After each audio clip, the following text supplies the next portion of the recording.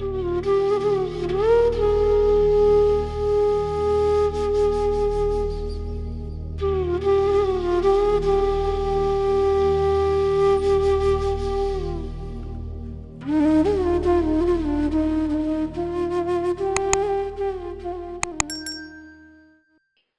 सत्संग शुरू करती हूँ। गुरु जी का बुलावा भी हमारे लिए बहुत इंस्टेंट था। 4:30 बजे, 4 बजे के करीब मुझे गुरु जी के बारे में मालूम पड़ रहा है और 6 बजे we were on the way to Empire State. तो बहुत बहुत उनकी कृपा कि उन्होंने उनके बारे में जब जैसे ही पता लगा तो एक दिन का भी मेरा खराब नहीं हुआ, वेस्ट नहीं हुआ। बस ये बहुत बहुत बहुत शुक्राना है गुरु जी का मेरे कि जिन्होंने मेरे को एकदम से बुलाया। और उस दिन सुबह 4 बजे जो मुझे ड्रीम में हुआ था, वो एक उड़ता हुआ मैंने स्नेक देखा था और किसी ने मुझे बोला था कि ये देवता के दर्शन है। और सच में वो कितनी सार्थक बात, सच बात थी कि उस दिन मुझे रब के दर्शन हुए, मेरे सच्चे बादशाह के दर्शन हुए और उनका वो नूरानी चेहरा और इलाही नूर उनका देख के, जो एम्बियंस था दरबार का, वो पूरा ऑरा उसका देख के, उसका गुणगान वो आंखों से हटता ही नहीं है। उसका गुणगान में जितना भी कर लूं वो मुझे शब्द ही नहीं मिलते उसका, मैं कैसे गुणगान करूं। गुरु जी का जो इतना नूर जो उनके चेहरे पर बरसता था और इतनी मीठी आवाज, इतना प्यारा उनका वो, तो वो नजरें हटती नहीं थी उनके चेहरे से देखने में। और उसके बाद जब धीरे धीरे गुरुजी ने इस तरीके से वो कर दिया था कि हम देख नहीं पाते थे गुरु जी को, जैसे ही देखते थे और गुरु जी की नजरें हमारे ऊपर पड़ती थी तो हमारी आंखें बंद हो जाती थी और ये डर से हमारी झुक जाती थी। गुरु जी से नजरें मिलाने की हिम्मत नहीं होती थी बिल्कुल भी। और ये कृपा रही गुरु जी की कि पहले ही दिन उन्होंने हमसे बात करी, हमको ब्लेसिंग दी और उन्हीं की कृपा थी कि इतनी फाइनेंशियल प्रॉब्लम्स में होते हुए भी उन्होंने हमारे को कभी भी हमारा आना नहीं रोका, आना नहीं रोका। क्योंकि तब हम लोग इस तरीके की प्रॉब्लम्स में थे कि ये लगता था कि जब पैसे होंगे, पेट्रोल डलेगा तभी हम जा पाएंगे। लेकिन गुरुजी ने हमको फर्स्ट डे ही इतना ब्लेस किया कि हमको फ्री पेट्रोल 75 लीटर्स मिला, जिससे पता नहीं हमारा कितनी बार का आना जाना फ्री हो गया। और मेरा तो फ्रोजन शोल्डर हुआ करता था और मैं जब डॉक्टर के पास गई उसके इलाज के लिए, मेरा राइट हैंड फ्रोजन था। तो उन्होंने बोला कि ये आपका इतना ज्यादा फ्रोजन हो चुका है कि ये इसका सर्जरी करनी पड़ेगी। तो जैसे संगत जी मैंने बताया कि हम प्रॉब्लम्स में थे, तो मुझे लगा कि मेरा काम तो चल ही रहा है ना, छोड़ो ऐसे ही चलने दो, क्योंकि सर्जरी में बहुत पैसे लग रहे थे। तो ये हुआ कि चल रहा है, चलने दो। और आप बिलीव करेंगे, जो एक शब्द चलता है ना, शब्द चलता है गुरु जी के यहाँ, बिन बोलिया सब कुछ जानदा, किस आगे कीजिए अरदास। तो गुरु जी को मालूम था कि क्या प्रॉब्लम है। ना मैंने संगत जी उसके लिए कोई अरदास की, ना ही कभी प्रेयर किया उसके लिए, क्योंकि गुरु जी के पास जाके तब ये तो नहीं मालूम था कि वो सब कुछ जानते हैं। लेकिन उनके चरणों पे जब हम माथा टेकते थे तो जितना मर्जी हम सोचते थे कि ये अरदास करेंगे, वो करेंगे, कुछ भी नहीं याद रहता था। टोटली बस ये होता था कि वो मूवमेंट फ्रीज हो जाए और हम वहीं पर अपना जो अपना मस्तक है वहीं पर हमारा टिका रहे। गुरु जी ये बस आप और हम, और ये उसके बाद में वो मन ही नहीं होता था सिर उठाने का और कुछ भी नहीं याद रहता था अरदास करने का। जितना मर्जी हम सोच लें कि गुरु जी से ये मांगेंगे, वो मांगेंगे, पर हमें ये भी, हम बुद्धू थे कि ये भी नहीं मालूम था कि गुरु जी से ये सारी चीजें नहीं मांगना, क्योंकि ना हमारा कोई इस तरीके से पहले का कोई कनेक्शन था। मतलब जो उनको लेके गए थे वो भी एक दो बार ही गए थे, तो वो भी ज्यादा नहीं जानते थे। तो उसके बाद में उन्होंने तो हमको बस लगता था जोड़ने के लिए वो जुड़े, उसके बाद तो उनका जाना भी बंद हो गया।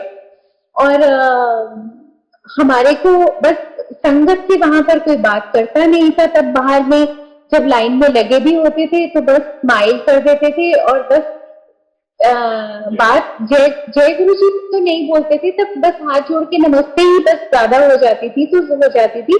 जय गुरु जी तो गुरु जी की लीला करने के बाद शुरू हुआ था। और बस हम लोग स्माइल करते थे, फेसेस से एक दूसरे को पहचानते थे, लेकिन डिसिप्लिन इतना रहता था कि बाहर जब हाथ धोने के लिए लाइन लगता था या लंगर के लिए वेट होती थी, तभी भी हम किसी से कोई बात नहीं किया करते थे। तो जो भी हमको मालूम पड़ता था या कुछ भी, मतलब वो अपने ही एक्सपीरियंस से ही जो चीजें हमें पता चलती। और वो एक बार क्या हुआ कि एक हफ्ता हमारे पास कोई अरेंजमेंट नहीं था। सच में गुरुजी जानते हैं कि तब हमारे पास में पैसे ही नहीं थे कि गुरुजी के पास में हम आ सके वो हफ्ता। तो वो हफ्ता मैं रोती रही कि गुरुजी कोई तो जरिया बना दो, कोई तो ऐसा हो जिसके साथ हम जा सके, हमें बुला लो गुरुजी, बुला लो गुरुजी। मैं वो चारों दिन रोती रही और आंखों से आंसू बहते रहे, और हर वक्त वो पूरा वक्त जो एम्पायर स्टेट का होता था, मैं यही सोचती थी कि अभी ये हो रहा होगा, अब वो हो रहा होगा, अभी शब्द चल रहे होंगे, अभी लंगर प्रसाद हो रहा होगा। तो लेकिन हम तो नहीं जा पाए, लेकिन गुरु जी आए ड्रीम में, उन्होंने दर्शन दिए। और मेरे को उन्होंने जो ड्रीम में पहना हुआ था वो मुझे अच्छे से याद है कि मरून टी शर्ट और क्रीम ट्राउजर्स पहने हुए, और एम्पायर स्टेट की किचन के दरवाजे के बाहर वो खड़े हुए। और मैं जब वहां पर पहुंची हूँ ड्रीम में, तो मेरे को गुरुजी पूछ रहे हैं कि गुरुजी तू आई क्यों नहीं पिछले हफ्ते? तो मैंने गुरुजी को जवाब दिया, मैंने कहा गुरुजी तुम सब जानते हो मैं क्यों नहीं आ पाई। और संगत जी आप बिलीव करेंगे, नेक्स्ट वीक जब हम गए, गुरुजी उन्हीं कपड़ों में, वही maroon T shirt cream trousers, उसी जगह वहां पर बैठे हुए, वहीं पर। और मैं देखिए दंग रह गई कि गुरुजी आपने इन्हीं कपड़ों में तो मुझे दर्शन दिए थे, इसी जगह मुझे दर्शन दिए थे। और हम तंबले इतने हैं कि हम बताने की कोशिश करते हैं कि गुरुजी मैंने आपको यही देखा था इन्हीं कपड़ों में, और आंसू मेरे बहते गए। और गुरुजी इतना ब्लश किए, और ब्लश करते करते वो अपना दूसरी साइड किया, क्योंकि वो तो सब जाने क्योंकि उनका तो ड्रीम में जो दर्शन है वो उनकी मर्जी के बगैर हम ले ही नहीं सकते। और गुरुजी ने जो मुझे बहुत शुरुआत में जो दर्शन दिए थे वो दिए थे, हमारी कार को उन्होंने ब्लेस किया। मुझे ड्रीम में दर्शन दिए कि गुरुजी ड्राइविंग सीट के पीछे वाली सीट पर गुरुजी बैठे हैं। और जब मैं सुबह उठी तो मैंने अपना सपना रिकॉल किया, और इतनी मैं खुश, थर्ड फ्लोर पर हम रहते हैं, मैं नीचे गई पार्किंग में, वहां पर गाड़ी खोली, वहां पर मैंने प्रणाम किया कि ये गाड़ी धन्य हो गई जिसमें मेरे गुरुजी के चरण पड़े। और उस जगह को मैंने सजदा किया, माथा टेका। और उसके बाद बिलीव करेंगे संगत जी, वो गाड़ी, क्योंकि बताया मैंने आपको फाइनेंशियल प्रॉब्लम थी, तो मेंटेन तो हम दूसरे वे में करते नहीं थे, कोई सर्विस नहीं होती थी, कुछ नहीं होती थी, और उसके टायर्स भी बहुत घिस गए थे। अगर हमें ये लगता था कि अगर कभी भी ये पंचर हुआ तो पंचर वाला तो बोलेगा कि टायर्स में है ही क्या जो मैं पंचर लगाऊं, लेकिन जब गुरु की रब की मेहर हो जाए तो जितने मर्जी उसमें लोग थे, क्योंकि इतनी वो ब्लेस करिए गाड़ी गुरुजी ने, इतनी नई संगत उसमें मंदिर गई है, चाहे वो रास्ता पचीला आया, पत्थरों वाला आया, कुछ भी आया, जो ऑफिशियली उसमें 4 या 5 लोग बैठ सकते थे, 800 हुआ करती थी हमारे पास, लेकिन तभी भी 6-7 इससे कम तो लोग गए ही नहीं उस गाड़ी में, और साथ के भी 8-8 लोग तक भी कई बारी गए, और कभी भी ना वो आते ना वो जाते, पंचर हुई। और उसके अलावा उसकी माइलेज धीरे धीरे बढ़ती गई। जब हमने गुरुजी के पास जाना शुरू किया था तो वो 14 की एवरेज देती थी, और उसके बाद उसकी एवरेज धीरे धीरे बढ़ती हुई बगैर किसी मेंटेनेंस के 23 तक पहुंच गई।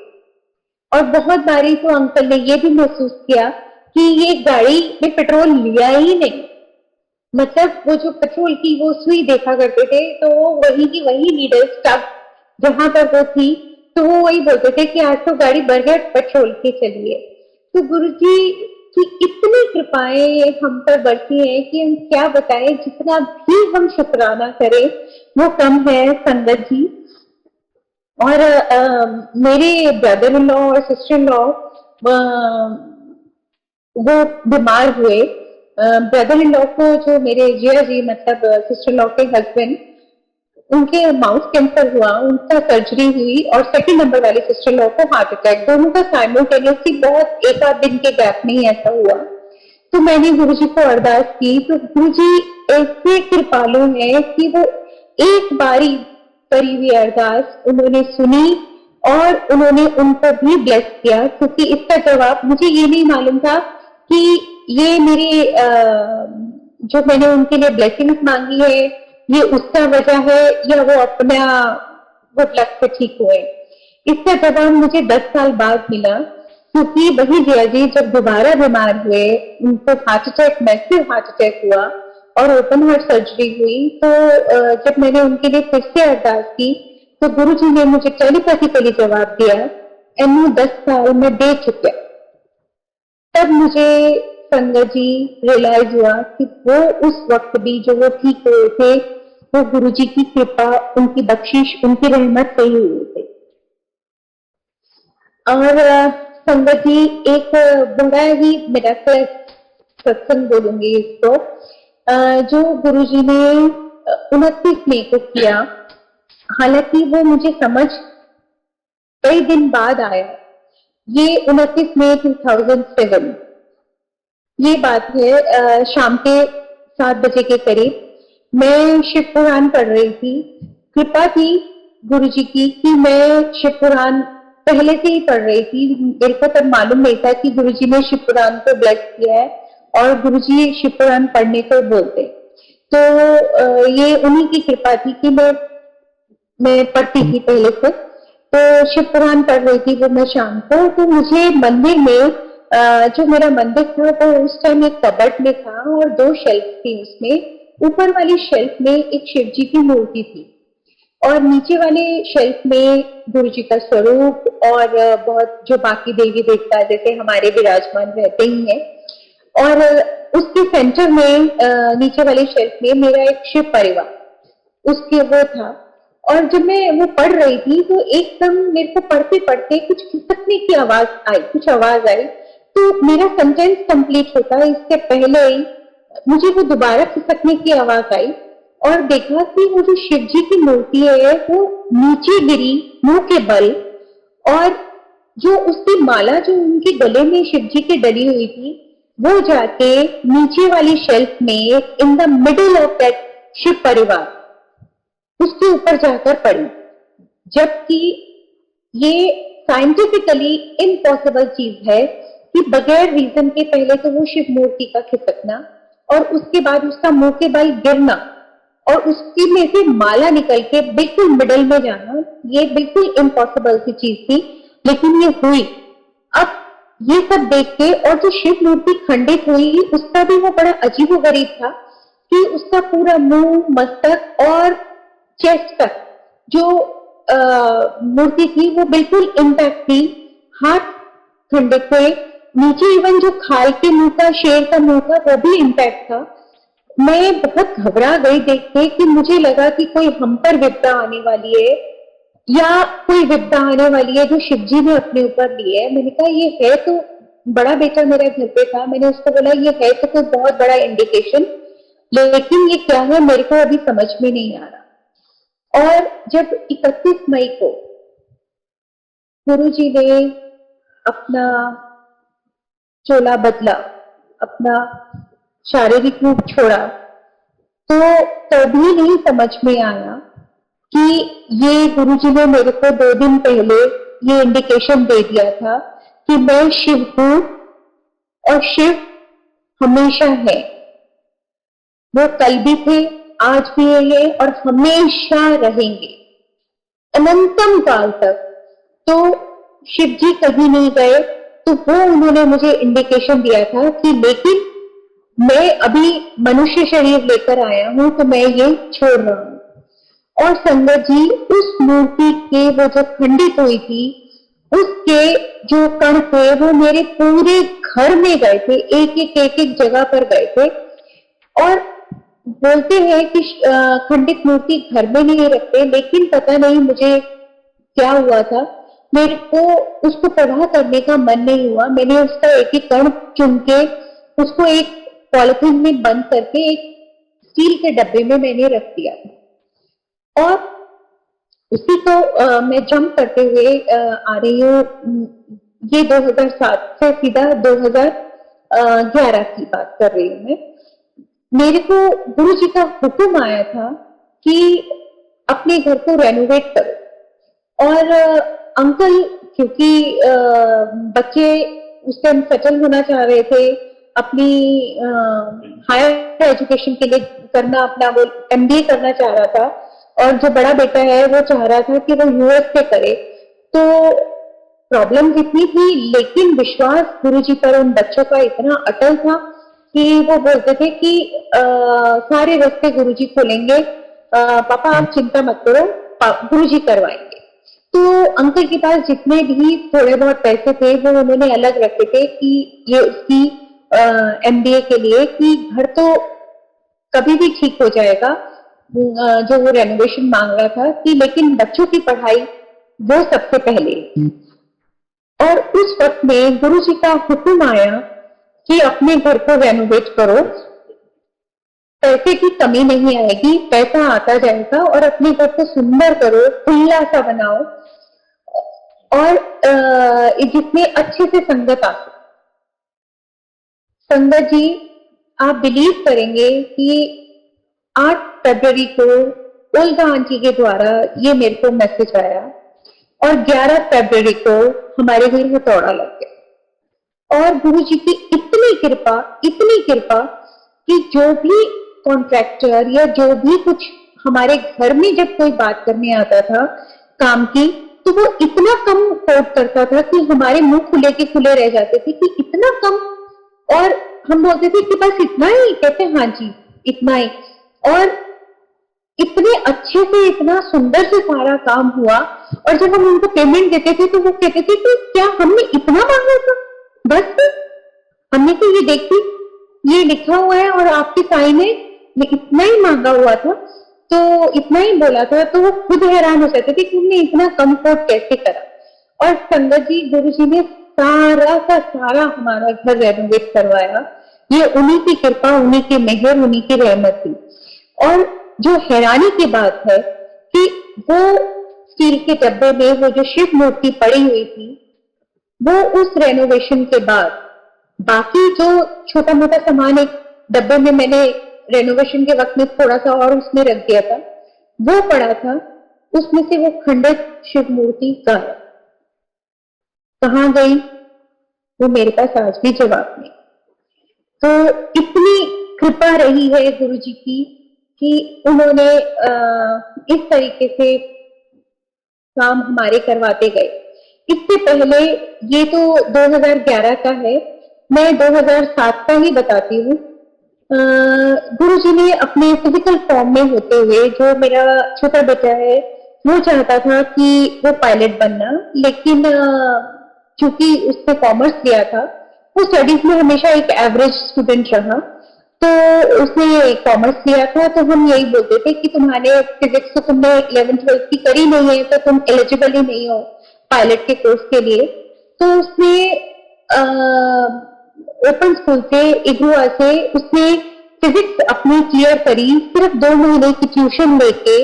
और गुरु जी की कृपा थी कि इतने अच्छे नंबर उसके आए, इतने अच्छे नंबर उसके कभी नॉर्मली भी नहीं आए, जो उसने सिर्फ 2 महीने की 11th-12th की फिजिक्स का एग्जाम देके करा।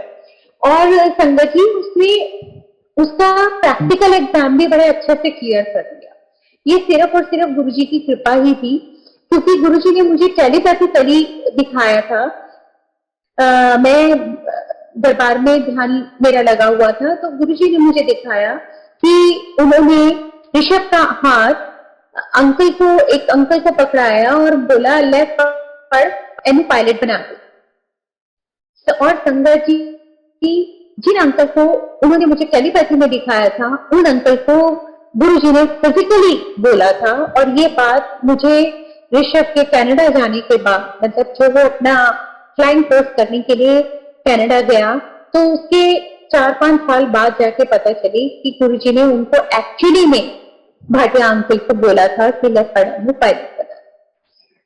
हालांकि शायद वो वक्त गुरुजी ने भेज तो दिया उसको पायलट बनने के लिए, लेकिन शायद वो वक्त उसके लिए अच्छा नहीं था। और कई बार बच्चों की जिद होती है या कोई और वजह होगी, ये तो गुरुजी जाने। उसको उसका वो काफी प्रोलॉन्ग हुआ। तो मन में हमेशा यही तसल्ली रहती थी कि जैसे पायलट आंटी को गुरुजी ने 10 साल ग्राउंडेड रखा, सब कुछ, वो तो फुल फ्लेज पायलट बन चुकी थी, तो भी उनको फ्लाई नहीं करने दिया। शायद वही वजह थी या कोई और वजह, गुरुजी जाने, कि उसका जो कोर्स था वो प्रोलॉन्ग हुआ। लेकिन आज वो गुरुजी की कृपा, इतनी मेहर है, इतनी रहमत है, आज वो बच्चा फ्लाई कर रहा है।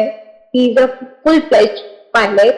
और जहां भी जब भी वो फ्लाई करता है तो ऑफकोर्स गुरुजी को साथ लेके जाता है। और संगत जी इतने, वो उसकी टेक्निकलिटीज तो मैं नहीं एक्सप्लेन कर पाऊंगी, लेकिन वो हमें जब एक्सप्लेन करता है कि मॉम आज ये वाली दिक्कत प्लेन में आई, और मैंने जैसे ही गुरुजी को अरदास की तो गुरुजी ने कैसे मेरे को सेव किया, किस तरीके से वो बताता है सारी बात कि किस तरीके से मेरा वो सब हुआ और कैसे हमारे वो फ्लाइट जो है सेव हुई।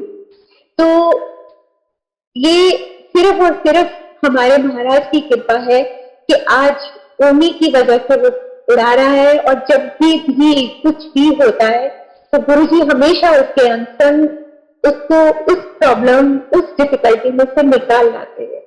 तो अनंतम अनंतम अनंतम शुक्राना मेरे सच्चे गुरुजी, रब, मेरे मालिक। आपका मैं जितना भी उस पर करूं, स्तुति करूं, वो कम है।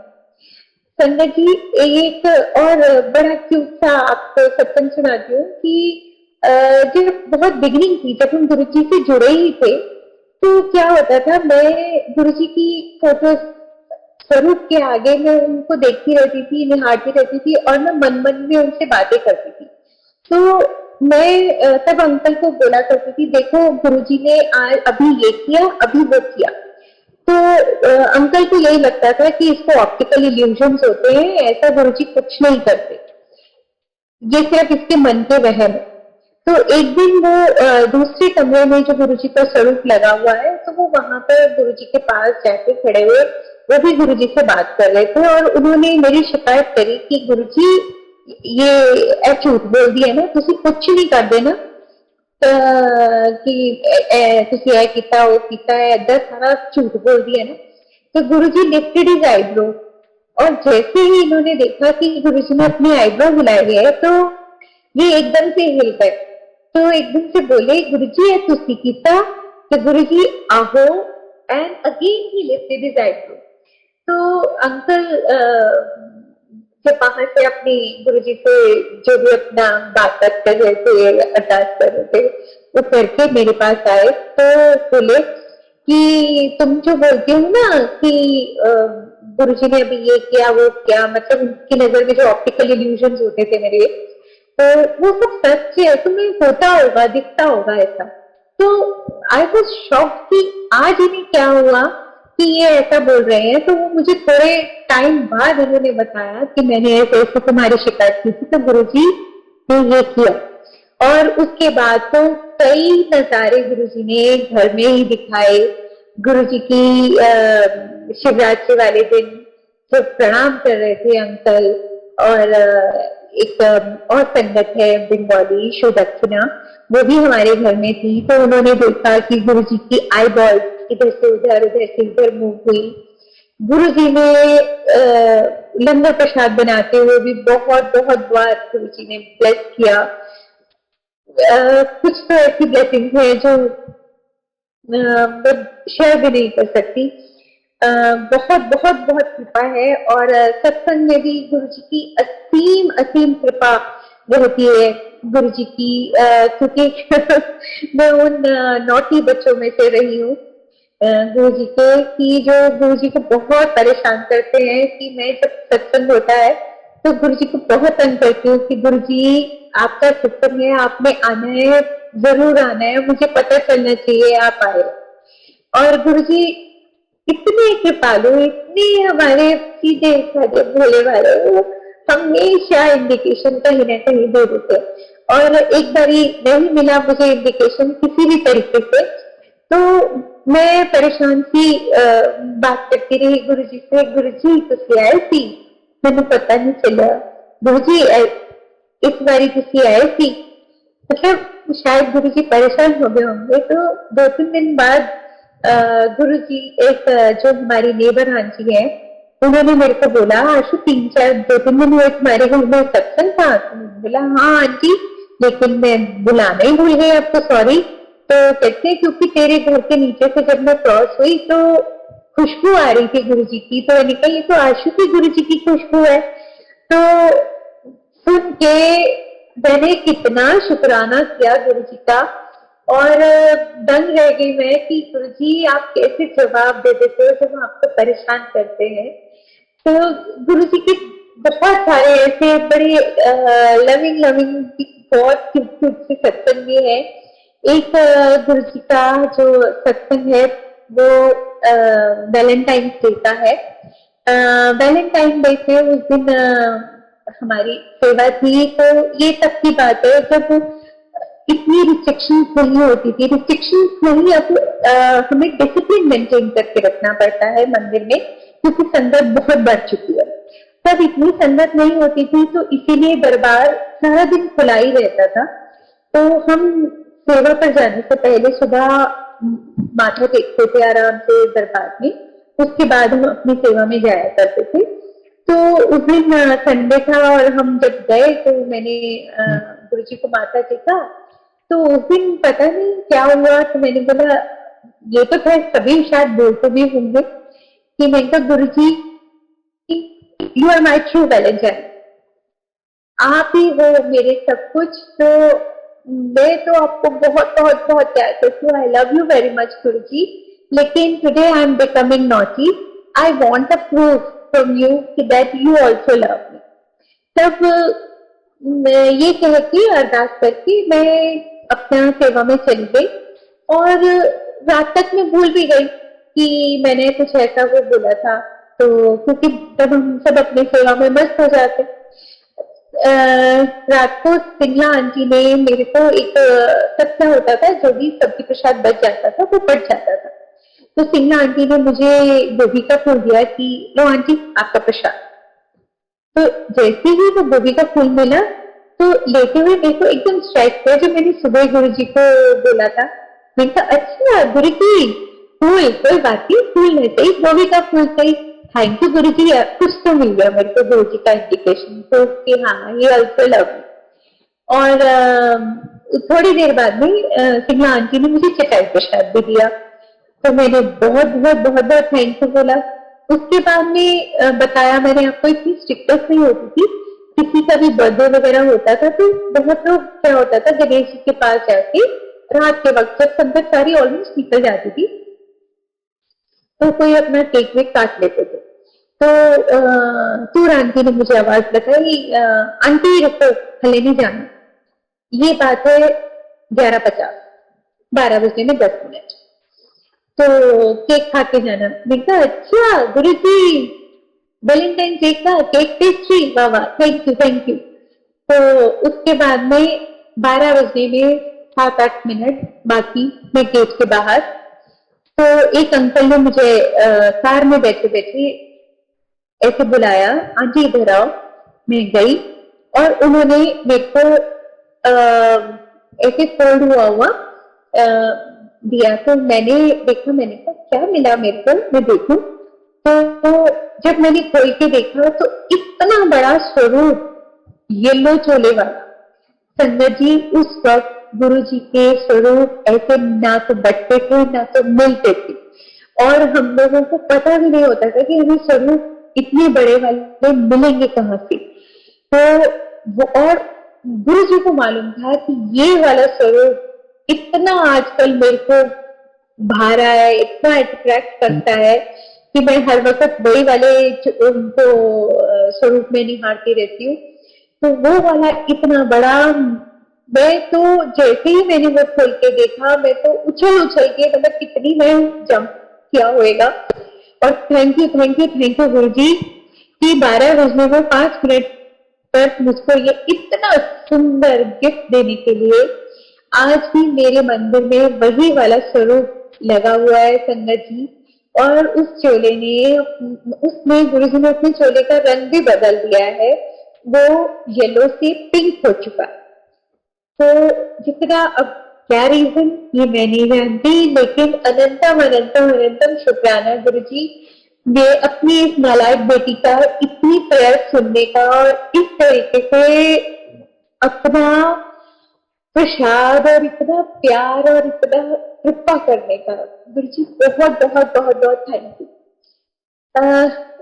गुरु जी सच में इतना ध्यान रखते हैं। क्या हुआ कि मैं आपको बताती हूँ, 31 दिसंबर की बात है। मैंने कुंदन के बड़े बड़े इयररिंग्स डाले हुए थे, और संगत जी तब इतनी ज्यादा स्ट्रिक्टनेस नहीं होती थी। बहुत सारे लोग आरती कर लिया करते थे, और मैं थोड़ी उन शरारती आंटियों में रही हूँ कि मैं जो घुस के आरती जरूर कर लिया करती किसी न किसी तरीके से। तो वहां पर मैं किचन के बाहर अपना, हम लोग बैठे हुए थे, और फिर जैसे ही आरती का टाइम हुआ मैं आरती करके आई, और जैसे ही आरती करने के बाद में हम लंगर करने के लिए गए, तो मेरे को 2 आंटी होती थी, अब तो वो गुरु जी के पास ही है। तो उन्होंने मेरे को बोला ये क्या नया फैशन है, एक कान में इयररिंग है एक में नहीं है। तो मैंने देखा तो मेरा वो कुंदन का इयररिंग मिसिंग था। तो मैं एकदम से दोबारा टर्न बैक हुई, पूरे रास्ते से देखती आई, नहीं मिला मुझे। मैं जहां से वो आरती करने के लिए दरबार में गई थी वहां से भी देख लिया, कहीं नहीं मिला। लोगों से भी पूछ लिया, संगत से भी नहीं मिला। तो अब थोड़ा सा हल्का सा मूड ऑफ हुआ। मैंने कहा चलो दूसरी जाने, कुछ होगा इसी में। अच्छा, और संगत जी अगले दिन संडे था, और जहां मेरी सेवा, वो इयररिंग एग्जैक्टली वहां पर उस जगह पड़ा हुआ वो वाला इयररिंग, जबकि उस जगह पर मैं संडे, मतलब जिस दिन 31 दिसंबर था उस दिन मैं गई नहीं। बताइए वो इयररिंग वहां पर कैसे पहुंची? सिर्फ और सिर्फ गुरु जी की लीला। तो कैसे कैसे कैसे कैसे करिश्मे करते हैं गुरु जी, जितना भी हम उनका शुक्राना करें, उनकी उस तक करें, वो बहुत बहुत कम। किसी से मिलता जुलता तो नहीं, लेकिन कुछ उसी से ही कान के ही ऊपर मेरे को गुरु जी ने टेलीपैथी से जवाब दिया, बोला, जवाब नहीं दिया, बोला कि ना तेरा सोने का गिरेगा।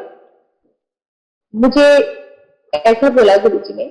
तो 2-3 बार ऐसा बोल दिया, तो कि मेरा ना बार बार ध्यान अपने बालियों पे उसमें जाता था, तो गिरा तो नहीं, तो गिरा तो नहीं। अब गुरु जी ने बोला तो गिरेगा भी जरूर।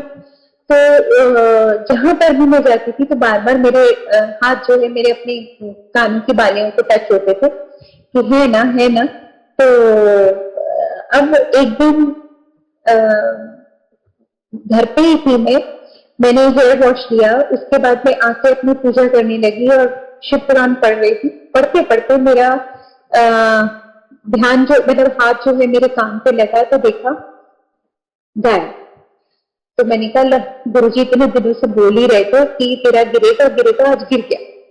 तो अब वो पढ़ते पढ़ते भी, पाठ करते करते भी मेरा थोड़ा डिस्ट्रैक्ट हो गई। तो गुरु जी ने मुझे जवाब दिया, वो कितने नहीं गया, पहले आराम नाल पाठ पूरा कर अपना। संगत जी मैंने पाठ पूरा किया, प्रणाम किया गुरु जी को, और उसके बाद ही मैं एकदम सोची तो अंकल हो गए कि क्या हुआ क्या हुआ। मैं कहा कुछ नहीं कुछ नहीं। तो कहते नहीं कुछ तो हुआ है, तुम घबराई हुई बेचैन से लगी हो। मैंने कहा गुरु जी जो बोल रहे थे इतने दिनों से गिरेगा गिरेगा, वो आज गिर गया। तो मैं बाथरूम में गई, बाथरूम देखा, अपना टाल देखा क्योंकि हेयर वॉश लिया था कि कहीं उसी के साथ ही ना अटकते हो। पूरा घर देख लिया, नहीं मिला। तो तब मुझे गुरुजी ने बोला वो कितने नहीं गया, तेरे कोल ही है, देख चंगी तरह। संगत जी वो मेरे साथ ही था, और जब मैंने निकाला तो वो जो मेरी बाली थी वो बंद, पूरा लॉक लगा हुआ उसमें। अंकल के सामने वो मेरी बाली मैंने उनको दिखाई निकली। कहते हैं अगर ये मैंने अपनी आंखों से नहीं देखा होता तो मैं कभी ये बात बिलीव नहीं करता कि बंद बाली मेरे उसमें से कैसे निकल गई, कानों में लॉक लगा हुआ। तो जो गुरुजी बोलते हैं वो होता है, ये देख लो, शायद वो गिरना था और गुरुजी हमारा नुकसान बचा भी देते। तो इतने इतने कृपालु, इतने प्यारे गुरुजी, निहाल भी हो जाते हैं हम। संगत जी इतने सत्संग है। उसके बाद मैंने जो आपको बताया कि मेरा जो बड़ा बेटा था उसका मैं आपको बताती हूँ कि वो एमबीए के लिए मैंने आपको बताया कि वो बाहर जाना चाहता था, और उन्हीं का अटूट विश्वास था कि उसका यूएस का वीजा भी लगा। हालांकि उसने मेरे को बोला कि मम्मा आप प्लीज गुरुजी को प्रे करो कि मेरा वीजा लग जाए यूएस का। तो मैंने बोला कि नहीं, अपने कनेक्शन खुद बनाओ, 1-to-1 होता है, तो अपना अरदास खुद करो। कहते नहीं वो तो आप ही करोगे, मैं नहीं करूंगा। तो मैंने जो गुरुजी को अरदास की कि गुरुजी एदले चंगा होए ता वीजा लगाना, तुसी जानते हो दा फ्यूचर, अगर उथे है चंगा ता लगे, नहीं तो नहीं। और गुरुजी कंडीशन अप्लाई कि फीस का इंतजाम तुसी करना, मेरे को नहीं है। और संजय जी जब इसका वीजा का इंटरव्यू था तो इसने देखा कि एक विंडो पे 5 में से 4 केसेस रिजेक्ट हो गए। तो इसने उसी टाइम गुरुजी को अरदास की कि गुरुजी इस विंडो पे मेरा नाम ना आए। तो गुरुजी ने इसको उस टाइम चलपति से जवाब दिया, 15 वीजा होने नहीं मैं लाऊं। और एग्जैक्टली इसका उसी विंडो पर नाम मतलब नंबर आया और इसका वीजा लगा भी। वो लोग जो हमको कहा करते थे, क्योंकि बताया मैंने आपको कि हम उस टाइम फाइनेंशियल ट्रबल्स में थे, तो वो कहते थे कि तुम्हारे बच्चों का वीजा तो बिल्कुल नहीं लगेगा। मेरे मेरे बच्चों का वीजा तो ऐसे चुटकी बजाते हुए ऐसे लगेगा, क्योंकि मेरे बैंक में तो 65 लाख पड़ा है, मेरी तो इतनी प्रॉपर्टी है, मेरे बच्चे का वीजा तो ऐसे लगेगा। संगत जी जिसके साथ पूरी सृष्टि का मालिक हो, उसको किसी और क्या जरूरत, उसको ये कागजी नोटों की भी कोई जरूरत नहीं, वो ऐसे ही काम संवार देती। सच में उनके बच्चों के वीजा आज की डेट में भी नहीं लगे। और हमारे जो मैं वो बोलती थी कि तुम्हारे 65 लाख, हमारे तो 6500 नहीं है बैंक में, हमारे पास तो सिर्फ और सिर्फ गुरु जी है। और अगर मेरा गुरु चाहे तो क्या नहीं हो सकता। छोटे बेटे को उन्होंने पायलट बनाया, बड़े को यूएस भेज दिया अपनी मास्टर्स करने के लिए। और संगत जी कोई भी ये बात बिलीव नहीं करता कि जब आप बोलते हो कि आपके पास पैसे नहीं है तो आप कौन अपने बच्चों को बाहर पढ़ने भेजता है। हम मान ही नहीं सकते, लेकिन ना मान, जो हमारे पास तो बस गुरु जी है, वही हमारे काम संवारते। हमारे पास संगत जी आज भी अगर हम रिकॉल करके देखें तो वो फीसें कहाँ से आई, कैसे गई, किस तरीके से वो सब खर्चे हुए, कैसे वो कर्जे भी उतार दिए गुरु जी ने हमारे, हम नहीं जानते। क्योंकि वो मालिक बैठे हैं हमारा काम करने को, काम हमारा काम करने को नहीं, आपको संगत उन्होंने इतना कृपा की है, इतना बख्शा है कि हम जितना भी उनका गुणगान करें, शुक्राना करें, कहीं नहीं कर सकते। उनका तो बिल्कुल हमारे पास जबान भी नहीं है, शब्द भी नहीं है उनकी तो शुक्राना करने का।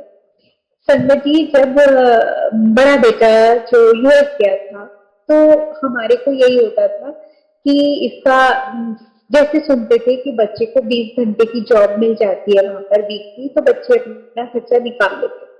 लेकिन संगत जी, 6 महीने बीत गए, इसकी जॉब नहीं लगी, बाकी सारे इसके फ्रेंड्स की लग गई, इसकी नहीं लगी। तो मैं वही सोचती थी, मैंने कहा गुरु जी भेज तो दिया, पर कितनी परीक्षा हमारी और लोगे, देखो उस बच्चे का खर्चा भी वो खुद नहीं ले पा रहा है, वो भी हमें भेजना पड़ रहा है। गुरु जी दे तो आप ही रहे हो, लेकिन हम क्या करें, उसकी लग जाती तो अच्छा होता ना, तो वो अपने डेली एक्सपेंसेस तो निकाल लेता। अब गुरु जी जानते हैं ना कि वो अपने बच्चों को कितना प्यार करते हैं और कितना उनका ध्यान रखते हैं। संगत जी, उन्होंने बोला कि मेरा बच्चा छोटी मोटी नौकरी नहीं करेगा, उसको असिस्टेंट प्रोफेसर की नौकरी मिली, पढ़ते हुए, अपनी मास्टर्स करते हुए, और इतने अच्छे से उसको स्कॉलरशिप भी मिली, जो मेरी दबी हुई ख्वाहिश थी, जो सिर्फ मैं ही जानती थी कि ये इतना इंटेलिजेंट है कि ये कभी तो मुझे स्कॉलरशिप ला के दिखाता। ये एक माँ की ऐसी इच्छा थी जो कोई नहीं जानता था, तो वो गुरुजी को पता था, सिर्फ वही जानते हैं ना हमारा अंदर बाहर।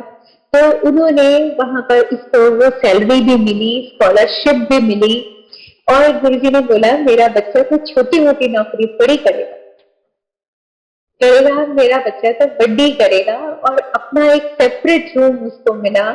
और उस वजह से जो जो उसको फैसिलिटीज एमिनिटीज मिली, उसने कितने बच्चों का साथ में और भला कर, कितना उनको हेल्प किया। बहुत बहुत शुक्राना गुरु जी का कि उसको इस जोत बनाया, वो किसी की हेल्प कर पाए। और संगत जी, ये एक आपको सत्संग बताती हूँ, जो अंकित के मतलब जो बड़ा बेटा है, जब उसने जाना था तो उसके शुक्राने का सत्संग हमने करना था। और वो जो सत्संग की डेट फिक्स हुई थी, वो हुई थी 31 जुलाई 2012। तो उस वक्त में ऋषभ, जो छोटे वाला बेटा है, जो ऑलरेडी कनाडा में था, तो उसने उसके थ्रू गुरुजी ने मेरे को कहवाया कि मानू कह दें कि संगत बहुत आएगी, उसको संभाले नहीं संभलेगी, लंगर ज्यादा बनाएगी। संगत जी, गुरु जी की कृपा थी। उससे पहले गुरु जी ने मुझे हुक्म दिया था कि जो कुछ भी लंगर बनाना है वो खुद बना। तो कृपा रही उसके बाद में कि कोशिश मेरी यही होती है कि जितना भी लंगर में बनाऊं वो घर में ही बने और खुद ही बनाए हम। तो अब उस टाइम पर हम एक्सपेक्ट कर रहे थे कि 250 के करीब संगत आएगी। तो गुरु जी का मैसेज को करके तो हमने उसको जस्ट मेड इट फॉर 300 कि 300 तक लंगर संगत आएगी, तो बड़े आराम से ये पूरा हो जाएगा, इतना लंगर बनाए। और उस वक्त क्या हुआ, अगर आप लोगों को याद हो तो नॉर्दर्न ग्रिड फेल हुई थी। 31 जुलाई पूरा दिन लाइट में, और बगैर लाइट के ही सारा काम हो रहा था। और उसके बाद में मैंने गुरुजी को, हाँ, जो हमारा इन्वर्टर चल रहा था जनरेटर से, वही उससे जो काम हो रहा था, तो तब मैंने गुरुजी को अरदास की। मैंने कहा गुरुजी, तुहाडा सत्संग पूरी शानो शौकत नाल होना चाहिए। मैं कहा पूरे संसार में संभाल के बैठे हो, नॉर्दर्न ग्रिड की औकात है, तुहाडा सत्संग पूरी शान नाल होना चाहिए। किसी भी तरीके की मैं संगत में होकर ना तुहाडे शान च कोई कमी है गुरु जी, यह जे कम करना। संगत जी, 7 बजे का सत्संग था, 6 बजे लाइट आया, जबकि वो नॉर्दर्न ग्रिड में मेट्रोज भी बंद हो गई होंगी, आपको अगर कुछ लोगों को याद होगा। तो 7 बजे का सत्संग, 6 बजे लाइट आ गई, और बाकी जो गुरु जी के वचन थे तो सर्वथा सत्य। 350 से ऊपर संगत, और बोलते हैं ना कि घर बड़ा हो जाता है जब संगत आती है, तो सही में वो दीवारें कहाँ पीछे खिसक गई, क्या हुआ, कैसे संगत इतने भरे सामान में भी वो संगत सारी वहां पे समा गई। उसके बाद में कुछ संगत जो है वो छत पे गई, क्योंकि जब सीढ़ियां भी भर गई, बाहर का भी वो भर गया। तो और मेरे को अंकल बोले कि ना तुम मेरे को और चादरें निकाल दो। तो मैं जब अंदर रूम में आई तो देखा कि मैं खोलूं तो कबर्ड खोलूं कैसे, सारी संगत आगे बैठी है तो कबर्ड खोलने की जगह ही नहीं है, मैं उन संगत को हटाऊं कहाँ। और कृपा ऐसी कि कोई भी कम नहीं हुआ लंगर। मेरे को डर था कि ये कहीं कम ना हो जाए, तो बस मैंडेटरी मैं उनको बोल रही थी सेवादारों को कि ना जी आप मैंडेटरी पहले फिल कर दो, रीफिल ना करो। लेकिन मेरा शायद विश्वास कच्चा था, उन सेवादारों का बहुत पक्का था। वो कहते आंटी गुरुजी बैठे हैं, चिंता नहीं करो। और सच में रीफिल भी हुआ, लोग लेकर भी गए। तो भी संगत जी, जब मैंने लास्ट में वो ड्रम खाली किए तो 1.5 किलो के पतीले भर गए थे। चाहे वो दाल प्रसाद हो, चाहे वो मीठा हो, चाहे वो सब्जी प्रसाद हो, चाहे वो रायता प्रसाद हो, कुछ भी था वो सारा वो भरा। तो वो बताइए वो डिवाइन प्रसाद नहीं था तो क्या। ऐसा ही जब छोटे बेटे की शादी की, उसका सत्संग शुक्राने का जब हमने करा था, शादी से पहले का सत्संग उसका, तो क्या हुआ था कि मखनी दाल बनाई थी और वो एक कैसरोल 10 किलो का था और एक 5 किलो का था, जिसमें 10 किलो वाला कैसरोल पता नहीं कैसे वो गुरुजी की कोई लीला होगी गिर गया पूरा। और that happened at the time of vote, बिल्कुल भोग लगने के वक्त पर वो दाल प्रसाद का पूरा कैसरोल टिल्ट हुआ और पूरी की पूरी दाल प्रसाद जमीन पर।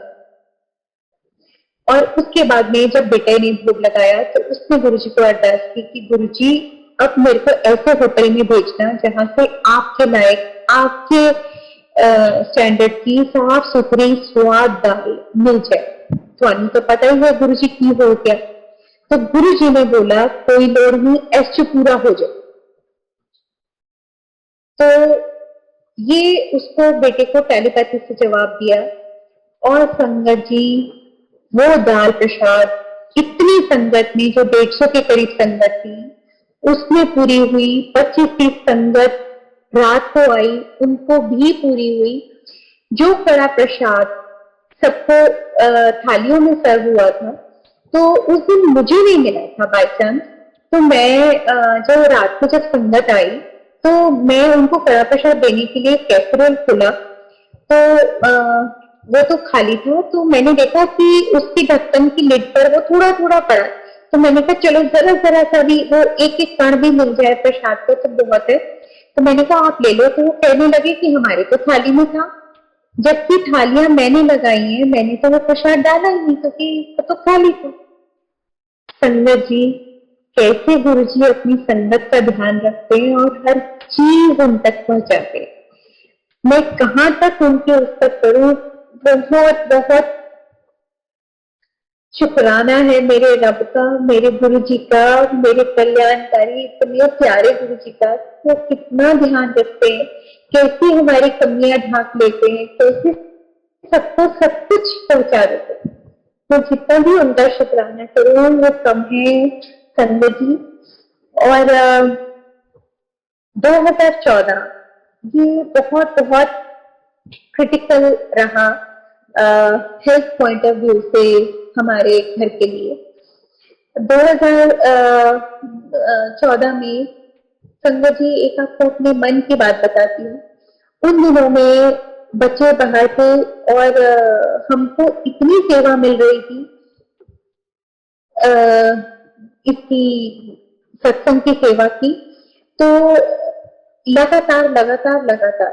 तो मेरे को ना जैसे हो जाता है ना कि आप डेली घर से बाहर जाओ जाओ, घर का भी करना है, यहाँ भी वो भी। तो मैं वो बोला, मैंने कहा गुरु जी थोड़े दिन का ना रेस्ट दे दो प्लीज, मैंने थक गई थोड़ा सा, मुझे ब्रेक मिल जाए। पूरी कर दी संगत जी, ऐसी रिक्वेस्ट, ऐसी अरदास गुरु जी के आगे कभी न करना। उसके बाद गुरु जी ने मेरे को वो कितना लंबा रेस्ट दिया, और कितनी मैंने माफिया मांगी उस बात के लिए कि अगर गुरु जी आपको कोई भी सेवा बख्शे तो आप चाहे थको या कुछ भी करो, वो करते चलो, क्योंकि वो पता नहीं हमारा कौन सा कल्याण हो रहा होता है कि कौन सी कृपा हो रही होती है। और कहीं गलती से कुछ ऐसी अरदास कर ली तो उसके बाद तौबा, कभी न मांगना। अंकल को सिर्फ क्या हुआ कि मैंने देखा कि अंकल को कुछ तकलीफ होनी शुरू हुई, उनको घुटनों में पेन हुई और उन्होंने कोई पेन किलर खा लिया। और उसके बाद में क्या हुआ कि अगले दिन सुबह अंकल उठे तो देखा कि रेड रेड पैचेस उनके पाँव में, और पाँव इतने दर्द कर रहे कि वो, और हाथ इतने अकड़ गए कि वो मोबाइल भी नहीं पकड़ पा रहे। संगत जी, वो पेन किलर रिएक्ट करके इट टर्न इनटू वेस्कुलाइटिस में, वो बहुत बड़ा सत्संग है और मैं उसको शॉर्ट में कर रही हूँ। और इतना वो जो इनकी शरीर का देखने वाला था, वो जो ब्लड वेसल्स में से ऊज आउट होके स्किन के ऊपर वो ऐसे पैचेस आ गए थे कि जैसे एक्सीडेंट होता है और वो खून के पैचेस। तो और पूरी बॉडी ऐसी थी जैसे पैरालाइज्ड, ना वो उठ बैठ पा रहे थे, ना हिल डुल पा रहे थे, कुछ भी नहीं, कुछ भी नहीं। और उस वक्त पे जो गुरु जी के वचन है कि ये गुरु परिवार ही मैं तुम्हारे लिए छोड़ के जा रहा हूँ, तुम्हारे अपने रिश्तेदारों में काम नहीं आना, वो सारा नकली परिवार। तो वो फैक्ट है कि उस वक्त जो काम आया वो मेरे साथ सिर्फ और सिर्फ गुरु परिवार काम आया। जब ये अंकल बीमार हुए, इनको चाहे वो डॉक्टर के पास लेके जाना था, डॉक्टर ढूंढना था, वो सिर्फ और सिर्फ संगत काम आई। उससे पहले अंकल हॉस्पिटल में एडमिट हुए, लेकिन मैं गुरुजी को अरदास करती रही कि गुरुजी अगर डायग्नोज ठीक हुआ है, ट्रीटमेंट ठीक हो रहा है तो मुझे कोई इंडिकेशन दे दो। लेकिन गुरुजी की तरफ से मुझे कोई इंडिकेशन नहीं आया। संगत आती रही, प्रसाद खिलाती रही, लेकिन फर्क बिल्कुल भी जैसा तस। उसके बाद नवीन अंकल और विजय अंकल, जो मीनू आंटी और मंजू आंटी के अंकल हैं, वो उन्होंने मेरे को बोला, वो दोनों मेडिकल बैकग्राउंड से हैं, तो उन्होंने बोला कि एक हमने डॉक्टर ढूंढा है जो एप्रोप्रिएट है, तुम अंकल को वहीं लेके चलो। तो जो मैं गुरुजी को अरदास करती थी कि गुरुजी को इंडिकेशन दे दो, जैसे ही अंकल को लेके हम फोर्टिस के गेट पे पहुंचे हैं नोएडा, वहां पर गुरुजी की फ्रेग्रेंस, जो मैं बोलती थी कि गुरुजी अगर सही इलाज हुआ है तो बताना, तो मुझे कोई इंडिकेशन दो, इंडिकेशन दो। और गुरुजी पूरे वहां पर डॉक्टर के साथ वो चैम्बर में वहां पर रहे, और पूरा, और ये डॉक्टर ने क्लियर कर दिया कि इट्स अ वेस्कुलाइटिस और ये सिर्फ और सिर्फ ड्रग रिएक्शन है, सिर्फ वो पेन किलर का रिएक्शन जो टर्न हो गया।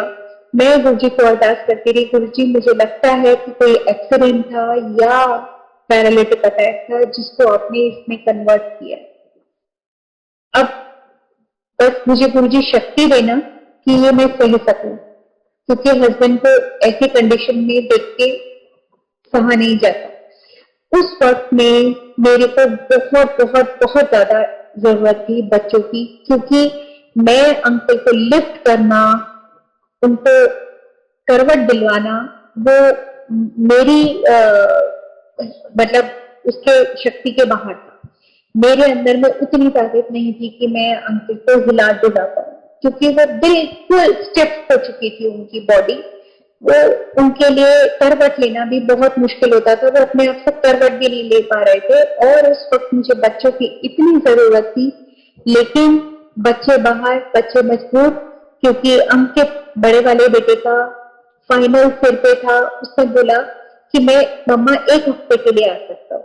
तो मैंने बहुत मजबूत होकर उसको बोला कि बेटा तू क्या करेगा आके, तू क्या डॉक्टर है, तू क्या गुरुजी है, जो करेंगे वही करेंगे, तो बस मुझे बेस्ट रिजल्ट दे दे। और छोटा उसका पासपोर्ट रिन्यूअल के लिए क्या हुआ था, इसलिए वो नहीं आ सकता था। और उस वक्त में काम आई सिर्फ और सिर्फ संगत। एक बच्चा जो संगत है ये शगुन, और आज गुरु जी की कृपा से वो जज बन चुका है। उस बच्चे ने जो मेरे बच्चों के पर्स थे वो पूरे निभाए। इतना शुक्राना गुरु जी का और उस फैमिली का, उस बच्चे का, जिसने कदम कदम पर साथ दिया। हर वक्त वो बच्चा खड़ा रहा, उसके पेरेंट्स, वो जिंगरा अंकल, जिंगरा आंटी,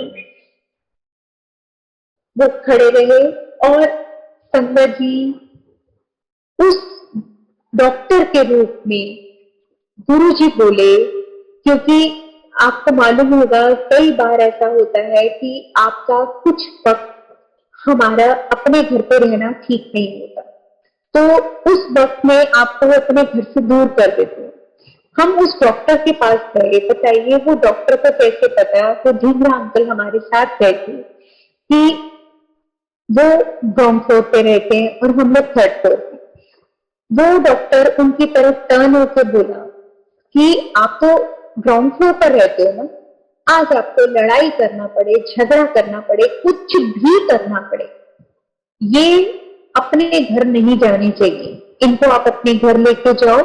और मैंने उससे अपनी डॉक्टर से काम भी डिस्कस करी थी, और उसने बोला she is very lonely lady. तो बताइए उसे कैसे पता कि मेरे बच्चे कहाँ हैं? सिर्फ और सिर्फ गुरु जी थे जो उसके मुंह से बुलवा रहे थे, सब वो बोल रहे थे।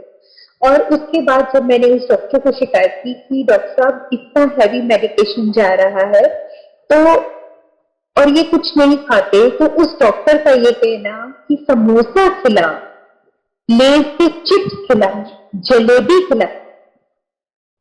सोचिए जो गुरुजी प्रसाद बांटते रहे हैं हमेशा समोसा जलेबी का, वो मुझे कह रहा है समोसा खिलाओ, जलेबी खिलाओ, लेस के चिप्स खिलाओ। तो मैंने बोला डॉक्टर साहब हम तो स्टेरॉइड्स दे रहे हैं, तो उसमें तो नो सॉल्ट नो शुगर आपने कहा था। तो जैसे गुरुजी का अंदाज, बिल्कुल वो उसी अंदाज में बोला वो सब मैं 15 दिन में संभाल लूं। सोचो कि आपके ये, हमारा ये रब, हमारे ये गुरुजी क्या क्या नहीं करते अपनी संगत के लिए। डॉक्टर बनकर आते हैं, डॉक्टर के रूप में आते हैं, उसकी मुंह के द्वारा बोलते हैं। मैं कहां तक शुक्राना करूं, हमारा तो रोम रोम से भी हम भी शुक्राना करें गुरु जी का तो वो भी कम, जितनी भी हम उनकी उस्ता करें वो भी कम है, क्योंकि हर सांस हर उनके दी हुई है। उसके बाद वो नवीन अंकल और विजय अंकल जो मेडिकल बैकग्राउंड से थे, डॉक्टर ने भी बोला था कि ये अब अपनी, क्योंकि हम इनकी इम्यूनिटी लो कर रहे हैं तो ये अपनी सेवा नहीं कर पाएंगे। लेकिन अगर मेरा रब चाहे तो कुछ भी पॉसिबल है ना। अंकल 6 महीने बाद अपनी सेवा में वापस थे। सोचो गुरुजी कितनी कृपा करते हैं, कितनी कृपा करते हैं। और उसके बाद मैंने गुरुजी से अपने उस बात के लिए भी बहुत माफिया मांगी कि गुरुजी जो मैं कहती थी देख मैंने ऐसा ब्रेक तो नहीं मांगा था ना गुरुजी, मैंने तो सिर्फ कुछ दिन मांगे थे और कितने महीनों में ऐसे वो दर्द हो। तो लेकिन फिर भी गुरुजी ने बहुत बहुत बहुत कृपा करी और पता नहीं हमारा क्या कटवाया, ये तो गुरुजी जाने। और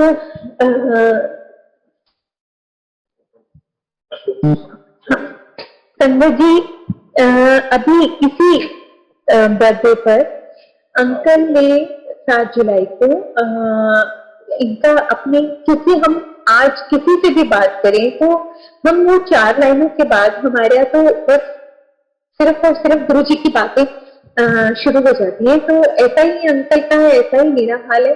तो क्या हुआ कि अंकल के फ्रेंड, बचपन के फ्रेंड, अंकल कलकत्ता से बिलोंग करते हैं। तो वो कलकत्ता का फ्रेंड जो ग्वालियर शिफ्ट हो चुका है, तो उसको अंकल गाए बजाए गुरुजी के बारे में बताते रहते थे। तो उसकी वाइफ को काफी प्रॉब्लम चल रही थी। तो अंकल ने बोला कि तुम आते क्यों नहीं, दिल्ली आओ और मैं तुम्हें मंदिर लेके जाऊं, तुम गुरुजी को ऐसे ऐसे जुड़ो और करो। तो उसने बोला कि उसको पता चला कि गुरुजी का बर्थडे है 7 जुलाई को। तो वो आया ग्वालियर से, स्पेशली गुरुजी के बर्थडे के लिए वो आए अंकल। और उसके बाद में गए। मेरे को तो वो सही में ऐसा लग रहा था कि इतने रश में, इतनी गर्मी में ये घबरा जाएंगे कहीं कुछ, क्योंकि मैंने कितने लड़कियों को देखा था खुद से लाइन में चलते हुए कि वो फेंट हो रही थी, गिर रही थी, कितनी संगत की तबीयत खराब हो रही थी। तो मेरे को यही था कि कहीं कुछ उन्हें कुछ ऐसा हो ना। तो लेकिन नहीं, वो पूरे कृपा रही उनके ऊपर। और हम पूरा दर्शन करके और उसके बाद में जब घर लौटे तो हमने यही बोला कि ये जल प्रसाद आप लेकर जाओ और अपनी वाइफ को इसको बढ़ाते रहना और देना। संगत जी देख लो, 7 जुलाई से लेकर आज क्या हुआ, आज 21 जुलाई हो रही है और कितनी इम्प्रूवमेंट हो गई है। उनका फोन आया है कि मेरे वाइफ के हेल्थ में बहुत इम्प्रूवमेंट हो गई। देखो कितनी कृपा, कितनी कृपा, कितनी अनंतम उनकी रहमतें हैं जो हर किसी पर बरस रही, हर किसी पर बरस रही है। तो कहां कहां तक हम शुक्राना करें।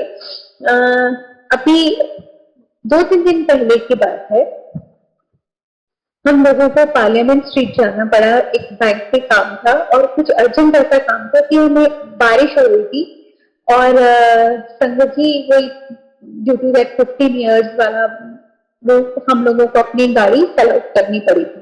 तो गाड़ी भी नहीं थी हमारे पास, तो हम लोग ऑटो में गए थे।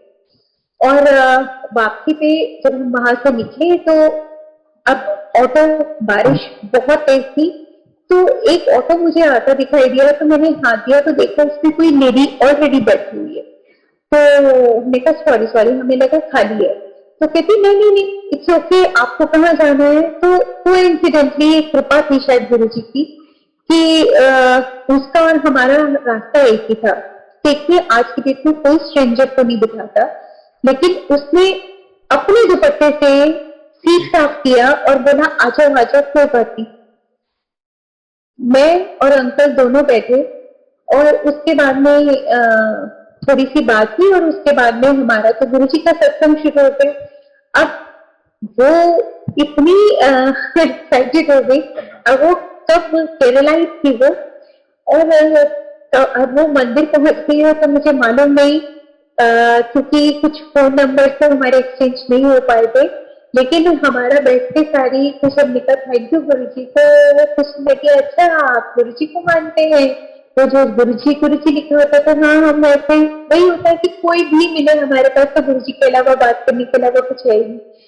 तो आप ये देखिए कि गुरु जी कैसे कैसे छोटी छोटी जगह पर, छोटी सी चीजों पर भी कितना वो करते हैं, और उसको हम ऑफर करते रहे गए संगत जी कि पैसे दिए, उसको दिए। तो कहती नहीं नहीं नहीं नहीं, मेरे को तो जाना ही था, मैं नहीं, मतलब ही नहीं है पैसे लेने का। तो कौन, किसको बुरा लगता है कि अगर किसी के भी पैसे कम हो जाए, या हम तो बोल रहे थे कि हम पूरे देते थे, आपने हमें इतना हेल्प कर दिया, यही बहुत ज्यादा है। तो लेकिन वो नहीं मानी, तो हमने कहा अच्छा, ड्राइवर से बोला, हमने कहा आप ले लो भैया जी, आप ले लो, कोई बात नहीं। लेकिन अमेजिंग, ड्राइवर ने भी मना कर दी। बताइए, है ना हैरानी की बात। कौन आज की डेट में ऑटो ड्राइवर छोड़ता है और कौन ऐसे किसी स्ट्रेंजर को लिफ्ट देता है और उसके बाद में कोई उसको लेना देना नहीं, कुछ नहीं, और वो हमसे पैसे हम मिलते करते रह गए, उसने हमसे शेयर नहीं करा, लिए ही नहीं हमसे। तो पता नहीं कौन कौन से रूप में किस किस को गुरु जी भेज देते हैं। एक और छोटा सा सत्संग सुना के मैं अपनी वाणी को विराम देती हूँ कि गुरुजी ने हमेशा से हमें ना स्टोन्स पहनने के लिए मना किया, क्योंकि गुरुजी बोलते हैं कि ये जो ग्रहों से तुम मैं कोडिया पहनना, तो मैं जब ब्लेस करता हूँ तो अगर तुम लोगों ने ये सब पहना हुआ होता है तो ये मेरे ब्लेसिंग्स में रुकावट पैदा करता है। तो ये बात लेकिन जब हम शुरू शुरू में आए थे तो वो 1-2 सालों तक नहीं हमें मालूम पड़ा था। और वजह भी यही थी, मैंने आपको बताया कि हम लोग किसी से हम इतना जानते नहीं थे। मैं सिर्फ जाना करती थी तो ओल्गा आंटी को जानती थी और इतनी बात नहीं हुआ करती थी। जब हम लोग लंगर के लिए वेट कर रहे होते थे तो सब डिसिप्लिन मेंटेन करके वहां पर चुपचाप से बैठे होते थे। हाथ धोने के लिए जब बैठते थे तो चुपचाप से, कोई आपस में उतना बात नहीं करता था। तो संगत जी क्या हुआ कि जो छोटा बेटा जो पायलट बनने के लिए गया था कनाडा, तो उसने पुखराज पहना हुआ था क्योंकि पंडित ने बोला था कि आपके बच्चों का ऐसे ऐसे ये वीक है तो पुखराज पहना दो। तो बड़े ने तो पहना ही नहीं, क्योंकि वो तो डजन बिलीव, वो तो बोलता है कि नहीं जब गुरुजी है तो ये सब चीजें मैं नहीं पहनूंगा। ये उसका बिलीव था। तो मैंने छोटा जो जा रहा था कनाडा तो उसको पहना दिया था। तो गुरुजी ने उसको ड्रीम में दर्शन दिए और उसको कुछ रिंग के बारे में बोला।